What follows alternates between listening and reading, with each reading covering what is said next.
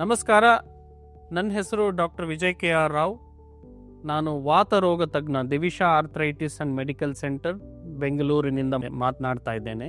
ನೀವು ಈ ವಿಡಿಯೋ ಯಾಕೆ ನೋಡ್ತಾ ಇದ್ದೀರಿ ಅಂದರೆ, ನಿಮಗೂ ಅಥವಾ ನಿಮಗೆ ಯಾರಿಗಾದ್ರೂ ಬೇಕಾಗಿರೋರಿಗೆ ನೋವು, ಕೀಲು ನೋವುಗಳು, ಊತ, ಆಮೇಲೆ ಟೈಟ್ನೆಸ್, ಸ್ಟಿಫ್ನೆಸ್ ಅಥವಾ ಓಡಾಡಕ್ ಕಷ್ಟ, ಆ ಥರ ಏನಾದರೂ ನಿಮಗೆ ತೊಂದರೆ ಆಗ್ತಾ ಇದ್ರೆ, ಬೆಳಗಿನ ಜಾವದಲ್ಲಿ ಜಾಸ್ತಿ ಇರೋದು ಅಥವಾ ನೈಟ್ ಟೈಮಲ್ಲಿ ಜಾಸ್ತಿ ಇರೋದು, ಮಲಗದಾಗ ಜಾಸ್ತಿ ಇರೋದು, ಓಡಾಡ್ದಾಗ ನಾರ್ಮಲ್ ಇರೋದು, ಎರಡು ಕೈಗಳು, ರಿಸ್ಟು ಅಥವಾ ಏನು ಹೇಳ್ತೀವಿ ಕಲಾಯಿ ಅಂತ ಹೇಳ್ತೀವಿ, ಮಂಡಿ, ಪಾದ, ಹಿಮ್ಮಡಿ, ಸೊಂಟ, ಭುಜ, ಇದು ಯಾವುದಾದ್ರೂ ಎಫೆಕ್ಟ್ ಆಗಿ ಅಟ್ಲೀಸ್ಟ್ 30 ದಿವಸಗಳ ಮೇಲಿತ್ತು ಅಂತಂದರೆ ನೀವು ರುಮಟಾಲಜಿಸ್ಟ್, ವಾತ ರೋಗ ತಜ್ಞರು, ಅಂದರೆ ಇವ್ರ ಫಿಸಿಷಿಯನ್ ಅಂತ ಹೇಳ್ತೀವಿ. ನಾವು ಜನರಲ್ ಫಿಸಿಷಿಯನ್ ಮಾಡಿ ಆಮೇಲೆ ಇಮ್ಯುನಾಲಜಿ ಅಂತ ರೋಗ ನಿಯಂತ್ರಣ ಶಕ್ತಿ ಅಂತ ರಕ್ತದಲ್ಲಿ ಇರ್ತದೆ. ಅದು ನಮಗೆ ರೋಗಗಳಿಂದ ದೂರ ಇಡೋ ಶಕ್ತಿ. ಆ ಶಕ್ತಿಲಿ ಕುಂದತೆ ಆದಾಗ ನಿಮಗೆ ವಾತರೋಗ ತಜ್ಞಗಳಾಗ್ತವೆ.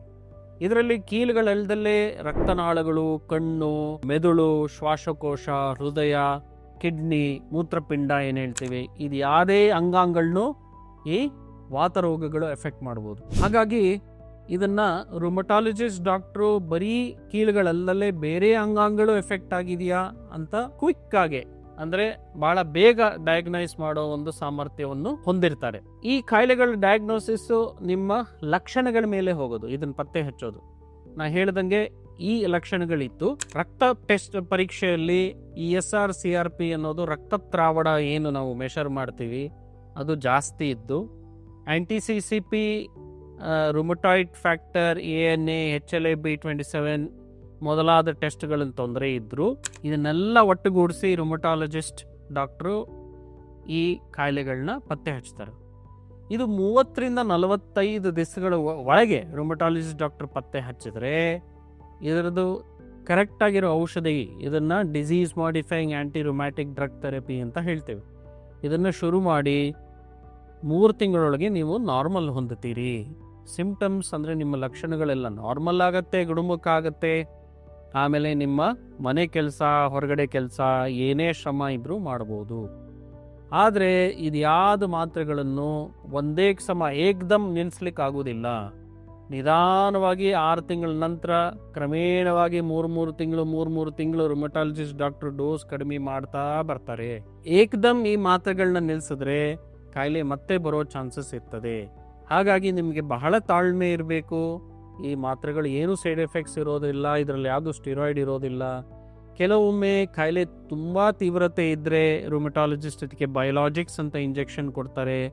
ಅದರಿಂದ ಬೇಗ ವಾಸಿ ಆಗ್ತದೆ, ಕಮ್ಮಿ ಸೈಡ್ ಎಫೆಕ್ಟ್ಸಲ್ಲಿ. ಇದರಿಂದ ನಿಮಗೆ ನಾರ್ಮಲ್ ಆಗೋ ಸಾಧ್ಯತೆಗಳು ಜಾಸ್ತಿ ಇರ್ತದೆ. ಇದೆಲ್ಲಲ್ಲೇ ನೀವು ಊಟ ತಿಂಡಿಲಿ ಸ್ವಲ್ಪ ಏನು ಹೇಳ್ತೀವಿ ರೆಡ್ ಮೀಟ್ ಪ್ರೋಟೀನ್, ಅಂದರೆ ದನದ ಮಾಂಸ, ಹಂದಿ ಮಾಂಸ, ಕುರಿ, ಮೇಕೆ ಮಾಂಸ ತಿನ್ನಬಾರ್ದು. ಆಮೇಲೆ ಸಕ್ಕರೆ, ಸಿಹಿ ಪದಾರ್ಥ, ರೈಸ್, ಅನ್ನದ ಪದಾರ್ಥ, ಆಲೂಗಡ್ಡೆ ಕಮ್ಮಿ ತಗೋಬೇಕು. ಆಮೇಲೆ ಕರೆದಿರೋ ಪದಾರ್ಥ ಕಮ್ಮಿ ತಗೋಬೇಕು. ಉಪ್ಪಿನಾಂಶ ಕರೆಕ್ಟ್ ಆಗಿರಬೇಕು, ಹೆಚ್ಚಿಗೆ ಇರಬಾರ್ದು. ಆಮೇಲೆ ಯಾವುದೇ ಊಟ ಮಾಡಿದ್ರು ನೀವು ಹೆಚ್ಚಿಗೆ ಮಾಡಬಾರ್ದು, ಕಮ್ಮಿ ಪೋರ್ಷನ್ಸ್ ಅಲ್ಲಿ ಇರಲಿ. ಆಮೇಲೆ ಒಂದು ಊಟ ಮಧ್ಯ ಮಿನಿಮಮ್ 6ರಿಂದ 8 ಅವರ್ ಗ್ಯಾಪ್ ಇರಲಿ. ಅದರಿಂದಾಗಿ ನಿಮ್ಮ ಜೀರ್ಣಶಕ್ತಿ ಇಂಪ್ರೂವ್ ಆಗಿ ಆಟೋ ಇಮ್ಯೂನ್ ಡಿಸೀಸಸ್ ಕಮ್ಮಿ ಇರ್ತದೆ.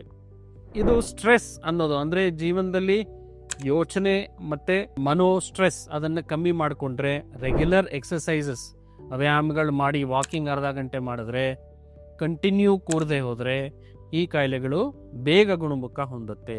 ಈ ಇನ್ಫಾರ್ಮೇಷನ್ ನಿಮಗೆ ಬಹಳ ಉಪಯೋಗಕರವಾಗಿ ಆಗಿದೆ ಅಂತ ನಾನು ಭಾವಿಸ್ತೇನೆ. ನೀವು ಬಹಳಷ್ಟು ಬೇಗ ಗುಣಮುಖರಾಗಲಿ ಅಂತ ನಾನು ಆಶಿಸ್ತೇನೆ. ನಮಸ್ಕಾರ.